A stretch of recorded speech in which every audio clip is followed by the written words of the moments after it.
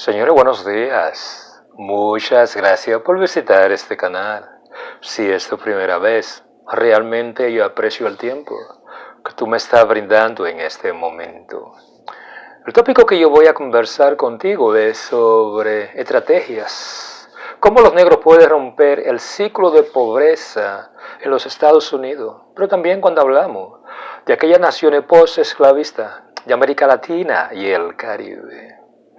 No cabe duda que si ustedes observan el comportamiento social, político, económico y cultural de la población afrodescendiente, cuando hablamos del continente americano, ustedes notan que una gran mayoría de la población son los que tienen los niveles más altos de pobrezas. En pocas palabras, si ustedes observan la mayoría de los cordones de miseria en muchas naciones post-esclavistas, ustedes notarán que usualmente la población afrodescendiente son parte de esa clase económica en muchas de esas naciones cuyo nivel de exclusión social, falta de educación, falta de medicina y acceso a los servicios más básicos es parte de su vida diaria. Pero la pregunta que muchas personas se hacen es, ¿a qué se debe que la población afrodescendiente, cuando se habla del continente americano, simplemente no tienen los mecanismos o no han creado las estrategias suficientes para salir de ese ciclo de pobreza en la cual ellos están envueltos desde la creación de muchas de las naciones en las cuales ellos viven en este momento? En este tipo de trabajo, mayormente yo voy a tratar de analizar un poquito este tipo de razones o motivos, o buscándole respuesta a ese tipo de preguntas de por qué los negros son tan pobres, cuando se habla de las naciones post-esclavistas en América Latina y el Caribe, pero también cuando se hablan de una de las naciones más ricas del mundo, como lo es los Estados Unidos. Una de las grandes cosas o cualidades que los negros tienen es cuando se habla de esa gran riqueza cultural,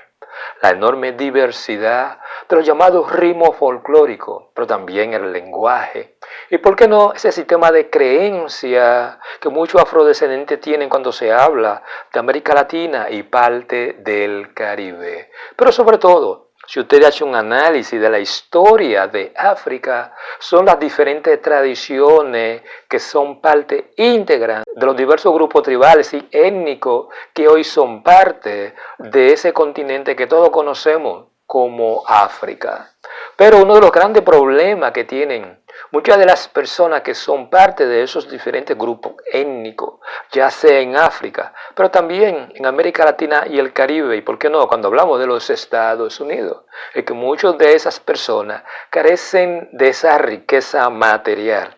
o esa riqueza que es producto del capital, con la cual tú compras los servicios, pero también aquellos bienes que de una forma u otra pueden levantar a cualquier individuo, a cualquier comunidad, como una forma de disminuir los niveles de pobreza en la cual están sumidos una gran mayoría de la población afro en toda parte del mundo. Razones por las cuales yo siempre he creído que existen muchas formas de cómo superar esos niveles de pobreza en muchos de esas comunidades, en esas diferentes naciones. Porque no cabe duda, si usted analiza el comportamiento de la mayoría de los negros, casi la mayoría de ellos lo que tienen un comportamiento tribal, la mayoría de ellos casi siempre viven del deporte, viven de la música, viven del arte, viven del entretenimiento. Y muy pocos de ellos realmente tienen como esa capacidad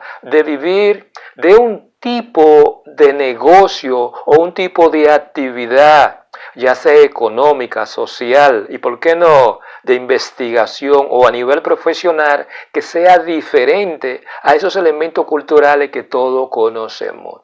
Pero cuando se habla de la riqueza cultural de un individuo, de una nación, tiene sus limitaciones en la capacidad del individuo de simplemente crear riqueza. En este tipo de trabajo yo hablaré y trataré de analizar y, ¿por qué no?, crear y al mismo tiempo utilizar algunas estrategias económicas, educacionales, filosóficas, pero también sociales, las cuales desde mi punto de vista pueden ayudar a los negros, a los afrolatinos, a los afrodescendientes, a los afroamericanos o individuos que en este momento están viviendo en condiciones infrahumanas de dependencia. Cuando se hablan de la asistencia del Estado como forma de romper con ese ciclo de pobreza en una familia, en una comunidad, pero también en una nación, especialmente cuando hablamos de los Estados Unidos, pero también de una gran mayoría de esas naciones post-esclavistas en América Latina y en el Caribe, en la cual la población afrodescendiente puede o no ser la mayoría en una nación determinada. Hay un elemento que hay que entender. Cuando se habla de cada una de esas naciones post-esclavistas, hay varios términos que nosotros tenemos que conocerlos y tenemos realmente que buscarle el significado y cómo esos términos hasta este momento son simplemente las cadenas que mantienen estancada lo que yo llamo ese tipo de conciencia colectiva, razón detrás. Muchas de las personas de raza negra no han tenido la capacidad ni han creado las estrategias necesarias para ellos salir de esos niveles de pobreza extrema que por generación ha sido parte de su vida. Una de las palabras que yo siempre he creído que hay que tratar de entender es cuando se habla de racismo, es cuando se habla de discriminación. Pero hay otro tipo de palabra que también se llama victimización. ¿Y por qué no? Hay otra palabra que la gente utiliza mucho y es cuando la gente habla del término reparación. Para este tipo de trabajo, yo me voy a concentrar mayormente en la utilización de ese tipo de término, victimización y también reparación. Porque no cabe duda que cuando se habla de victimización, la reparación es simplemente un efecto secundario, en la cual se emplea mucho en sociedades occidentales como en los Estados Unidos de América por la población afroamericana, en la cual producto de ese sentimiento de victimización, ellos utilizan la reparación económica como un mecanismo de ellos salir de los niveles de pobreza que durante siglos ha sido parte de esa comunidad. No cabe duda también que cuando se hace una asociación entre los afroamericanos con la palabra victimización, nosotros podemos llegar a la conclusión que la reparación es un efecto secundario. Por el contrario, cuando se habla de la comunidad afrolatina en América Latina y el Caribe,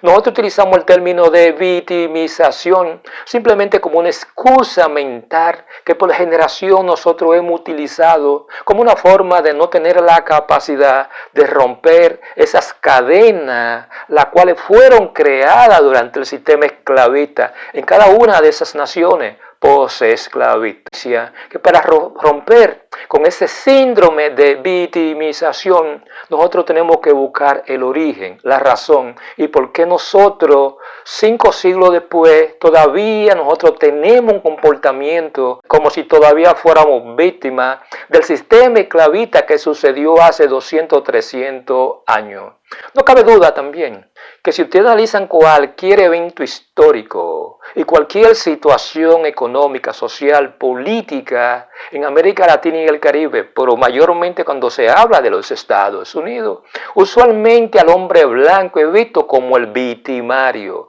como el culpable de la película, como el protagonista que es el responsable de todo lo malo que está sucediendo en esa escena visual que nosotros estamos mirando. En la vida cotidiana, el hombre afrodescendiente en América Latina y el Caribe tiende a crear también ese mismo tipo de imagen en la cual él ve al hombre blanco como el victimario, como el culpable, como el responsable, como ese individuo en términos imaginarios que está deteniendo el progreso de los afrodescendientes cuando se habla de América Latina y el Caribe, lo cual crea un efecto secundario y en la cual una gran mayoría de las personas que son afrodescendientes en América Latina y el Caribe, pero también cuando se habla de los Estados Unidos, ellos asumen un papel de víctima. Aquí es donde el concepto de victimización es un tipo de comportamiento, un tipo de idea, y ¿por qué no? Un tipo de ideología y sobre todo ese tipo de actitud preconcebida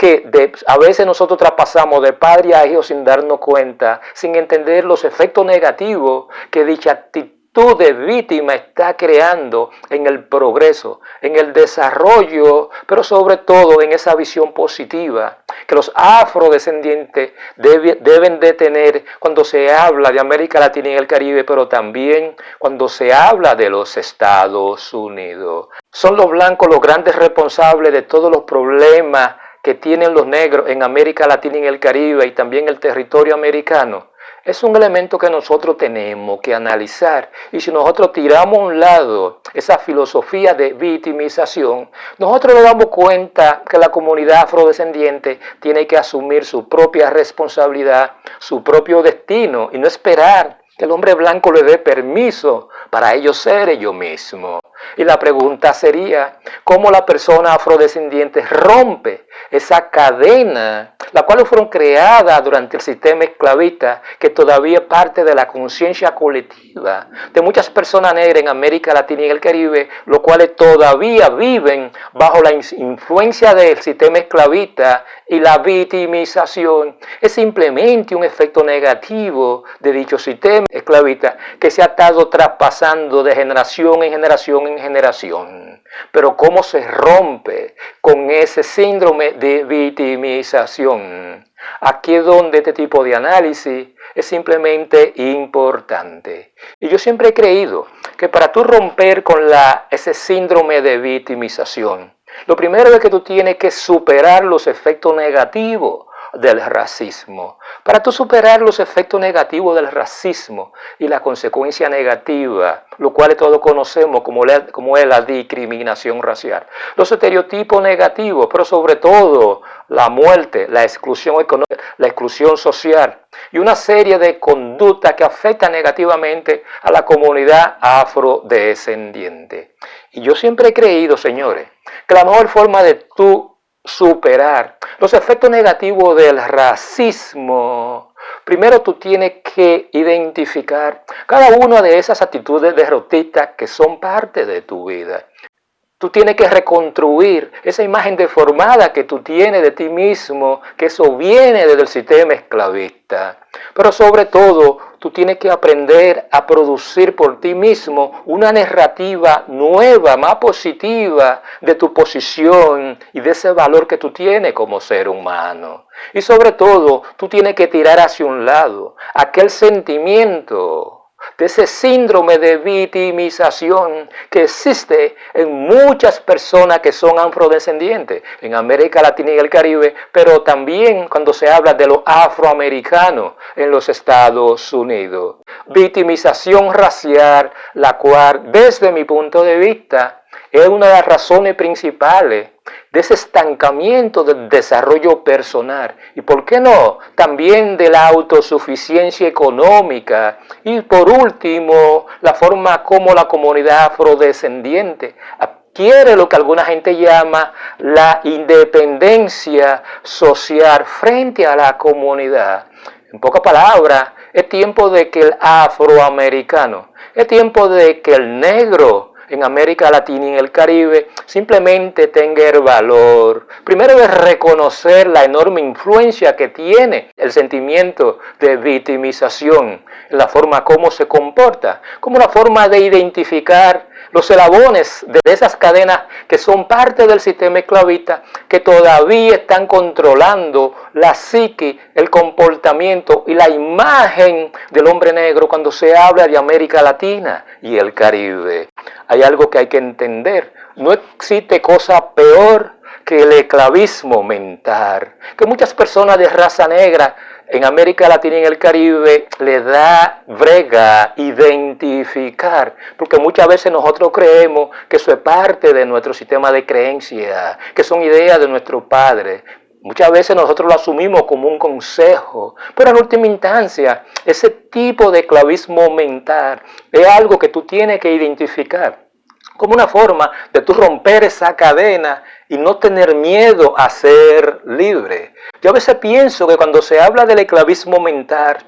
eso es parecido a un pájaro que está en una jaula. Y a ese pájaro, si tú le abres la puerta, él tiene temor no de salir hacia afuera, para ser libre. No, él tiene temor de que dejando la puerta abierta el peligro puede entrar. Cuando se habla de la comunidad afrodescendiente, muchas de las personas que son parte de esa comunidad, ese miedo de romper con ese tipo de esclavismo mental es la razón que lo mantiene estancado, porque ese esclavismo mental casi siempre el génesis está detrás, el temor al fracaso, el temor a asumir responsabilidad por la vida de cada uno y tomar decisiones por sí mismo, no esperando el permiso de un amo que en nuestra mente imaginaria todavía está controlando nuestro pensamiento, pero también está controlando nuestra conducta y la forma como nosotros nos vemos a nosotros mismos, pero también nuestras posibilidades. ¿Y por qué no? Eso que alguna gente llaman nuestras cualidades humanas que todos tenemos. Yo tengo la creencia que cuando se habla del esclavismo mental en los negros en América Latina y el Caribe, es un tipo de conducta que nosotros hemos estado autoimponiéndonos, producto del temor a ser libre. Y por siglos ese temor es la razón detrás de que muchas veces cuando se habla de los negros en cualquier parte del mundo, ellos no tengan esa capacidad, ese valor, ese deseo, ese entusiasmo de simplemente utilizar todas sus cualidades, todo su talento, todo su ingenio, pero sobre todo ese deseo inmenso que tiene todo ser humano de simplemente desarrollar y construir un futuro en base a lo que son sus sueños y sus aspiraciones. Y por qué no, ese crecimiento espiritual que todas las personas buscan. Autoimposición que el negro inconscientemente ha estado utilizando, desde mi punto de vista, es la razón detrás de esa perpetuación de los niveles de pobreza y ese sentimiento de impotencia que muchas veces el negro sufre en este momento, lo cual es un residuo del sentimiento de impotencia del sistema esclavista. En pocas palabras, si el negro quiere ser libre, tiene que romper con esa esclavitud mental, la cual es una herencia del sistema esclavista cuando se habla de las naciones post-esclavistas en América Latina y el Caribe. Claro, yo siempre he creído también que para tú romper con esa esclavitud mental, tú debes crear las condiciones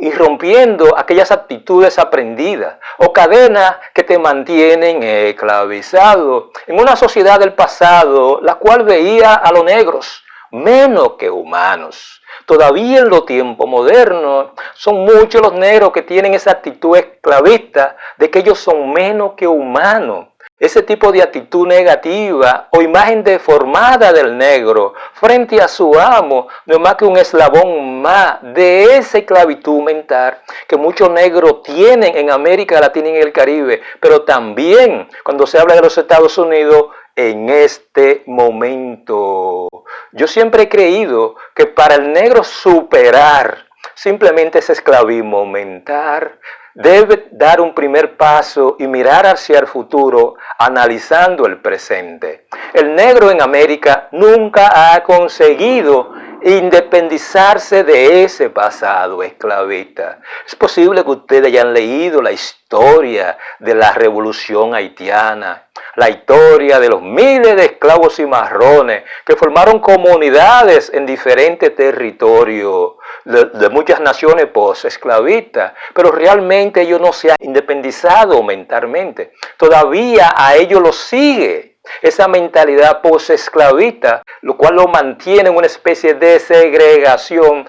como un mecanismo de defensa personal, mecanismo el cual está limitando el crecimiento en un mundo globalizado con una mentalidad del siglo XVI.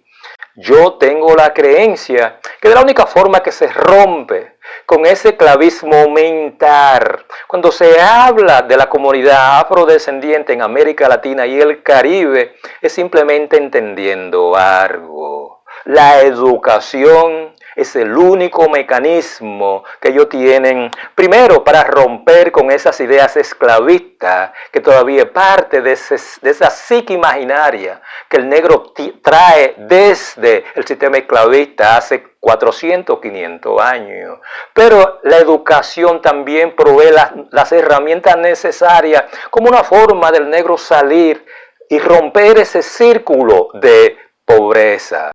La única herencia que los pobres pueden garantizarle a sus hijos es la educación de calidad, pero un tipo de educación que vaya adaptada a llenar las necesidades económicas y sociales del momento. En muchas naciones post-esclavistas, producto de ese esclavismo mental que parte de la cultura del negro en muchas naciones post-esclavistas, simplemente a la educación no se le da ese mérito que necesita. Y como herramienta en un sistema capitalista y un mundo globalizado, la educación es el único mecanismo que tienen los pobres de romper con ese ciclo de pobreza. Claro, otro elemento a considerar es simplemente analizando los efectos negativos de ese síndrome que yo le llamo la victimización. Porque desde mi punto de vista no es el camino hacia el desarrollo personal, es simplemente una excusa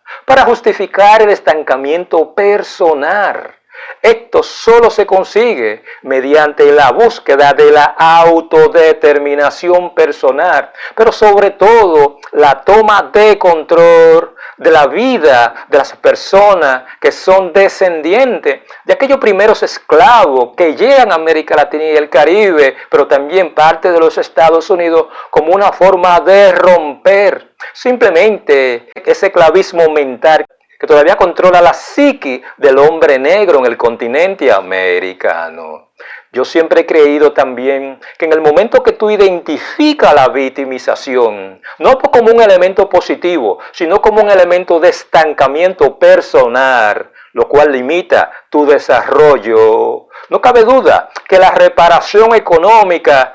es una opción que tú no utilizas, porque la reparación económica está estrechamente asociada a ese sentimiento de victimización. Y la pregunta que yo me hago 500 años después, ¿por qué todavía tú te sientes que eres víctima? ¿Por qué todavía tú tienes un comportamiento de víctima? ¿Por qué todavía tú ves al hombre blanco como el victimario, como el hombre malo? Cuando en este momento solo basta que tú rompas la cadena de ese esclavismo mental para tú entender que tú siempre estás utilizando el papel de víctima como una forma de no enfrentar la vida por ti mismo, y tú necesitas que el hombre blanco te enseñe el camino, cuando el camino eres tú quien tiene que buscarlo. Por eso yo siempre he creído que la reparación económica como respuesta al sentimiento de victimización es una solución la cual no resuelve el origen de la pobreza sistemática que es parte y que existe en la comunidad negra en todas las naciones post-esclavistas, pero también existe en muchas naciones cuando se habla del continente africano, las cuales también cruzaron por un proceso de colonización. No cabe duda también que desde mi punto de vista, la reparación es simplemente una utopía de crecimiento económico y acumulación de riqueza impulsada por los políticos afroamericanos, los cuales mantienen la idea de victimización en algunos líderes negros como una forma de justificar el fracaso de la comunidad negra en los Estados Unidos, y al mismo tiempo apuestan al sentimiento de culpabilidad de los descendientes de los dueños de esclavos, quienes de una forma u otra, aunque en este momento se están beneficiando de la explotación de la masa obrera esclava, indirectamente ellos no son responsables por el estancamiento, pero sobre todo por esa esclavitud mental que el negro tiene en este momento, la cual le impide ser libre y, ¿por qué no?, buscar su propio desarrollo y crecimiento personal como individuo, pero también como comunidad. ¿Cuánto costaría la reparación económica a los millones de indígenas en América quienes perdieron la vida y todo el territorio robado por los colonizadores blancos? Especialmente cuando hablamos de los Estados Unidos. Porque no cabe duda, si en este momento los afroamericanos de los Estados Unidos están pidiendo que se le haga una especie de reparación económica por todo el trabajo que ellos hicieron, por todas las muertes, por todos los sacrificios, o sea, esa historia esclavista, ¿qué precio tiene? Eso no lo sabe nadie. Ahora, si tú eres un individuo indígena en América Latina y el Caribe y en los Estados Unidos, hazte una pregunta. ¿Qué costo tiene la cantidad de territorio que le fue robado, le fue usurpado a la población indígena? Ahí es donde el concepto de reparación económica, desde mi punto de vista, es una utopía que los líderes políticos utilizan como una forma de establecer cierto nivel de liderazgo cuando se habla de la clase política tradicional, dependiendo de la nación de la cual estemos hablando. Por eso yo siempre he creído, señores, que cuando se habla del costo del proceso de colonización en América Latina y en el Caribe, eso tiene un costo tan alto que cualquier tipo de reparación es simplemente una tontería mental que nosotros utilizamos como una forma de no aceptar que el destino simplemente se consigue, que el desarrollo, que el crecimiento personal simplemente se consigue con esa enorme capacidad de tú descubrir todas tus cualidades, cualquier tipo de actitud que tú tienes, cualquier tipo de talento, cualquier tipo de educación, pero sobre todo esa necesidad que tiene el ser humano de ser libre y producto de ese esclavismo mental que muchas personas de raza negra tienen en este momento. En muchas naciones post-esclavistas utilizan la reparación económica como un mecanismo de salir de la pobreza. Eso mismo ocurre en los Estados Unidos, que muchas personas pobres que realmente nunca han hecho el esfuerzo, ni siquiera estudian, no se han preparado técnicamente para competir en el mercado de trabajo norteamericano, ellos esperan que el Estado, como una especie de compensación económica, porque hay demasiada gente rica y a los pobres hay que ayudarlos, utilizan ese tipo de reparación o compensación económica como un mecanismo de buscar la igualdad económica, lo cual desde mi punto de vista no es justo para aquella gran mayoría de la población que se levanta todos los días simplemente a trabajar, como dicen algunos. Aquí es donde yo siempre he creído que hablar de reparación económica a los afrodescendientes de los primeros esclavos africanos que llegan al continente americano cae, desde mi punto de vista, en una fantasía políticamente motivada, utilizada por aquellos grupos liberales norteamericanos que ven en ese tipo de sentimiento, que ven en ese sentimiento de victimización como el caldo de cultivo simplemente por una motivación política. Yo siempre he creído que una de las formas que tú tienes para tú vencer el origen, los efectos negativos del racismo, del sistema esclavista, esto entendiendo la ideología que estaba detrás del sistema esclavista. Dicha ideología, producto de que el negro en este momento, simplemente las cadenas mentales son las que están controlando su comportamiento. Tengo la creencia que el negro en cualquier parte de América Latina y el Caribe, en todas esas naciones post-esclavistas, es necesario que ellos cambien la filosofía esclavista, que lo tienen encadenado todavía en su inconsciente colectivo, y por qué no crear lo que alguna gente llama una filosofía nueva de crecimiento personal que afecte positivamente la colectividad de la comunidad afro en toda parte del mundo. En el momento que tú haces ese cambio de filosofía esclavista por cualquier otro tipo de filosofía que se adapte a tus necesidades, simplemente tú vas a tener la capacidad de hacer lo que tú quieres con tu vida y de contribuir de una manera mucho más sana, mucho más consciente cuando se habla del crecimiento de tu comunidad. No cabe duda también que de la única forma que tú puedes cambiar esa mentalidad pesimista que producto del pasado es simplemente tú rechazando, cambiando aquellas ideas, aquellas creencias, aquellas tradiciones, aquel tipo de comportamiento tribal, aquellas actitudes negativas, esa imagen distorsionada, esa filosofía irracional o paradigma social que no contribuye con el crecimiento comunitario, mucho menos con el crecimiento personal. Y si esas cadenas esclavistas todavía son parte de tu vida y es la razón de tu estancamiento como ser humano, es tiempo de que tú reconozcas esto como una forma de tú identificar los eslabones y simplemente sustituirlo o destruirlo, como una forma de tú sentirte libre de hacer con tu vida lo que tú crees que realmente tú necesitas, como una forma de progreso personal, pero también progreso social, económico, político y, ¿por qué no?, hablemos de progreso espiritual. Claro, no cabe duda también que se debe crear una filosofía de vida basada en el emprendurismo, en el desarrollo personal, ambientalismo, conexión con la naturaleza, crecimiento espiritual, mercantilismo sostenible, conocimiento humano, respeto mutuo, colectivismo, socialismo comunitario, valores humanos, activismo educativo, capitalismo responsable y materialismo individual basado en las necesidades más básicas de las personas. Pero mientras la filosofía esclavista sea la razón detrás de ese eslabón que mentalmente mantiene esclavizado la mentalidad del hombre negro en América Latina y el Caribe, él nunca va a tener acceso a ese tipo de filosofía, la cual produzca a largo plazo lo que alguna gente llaman ese crecimiento personal.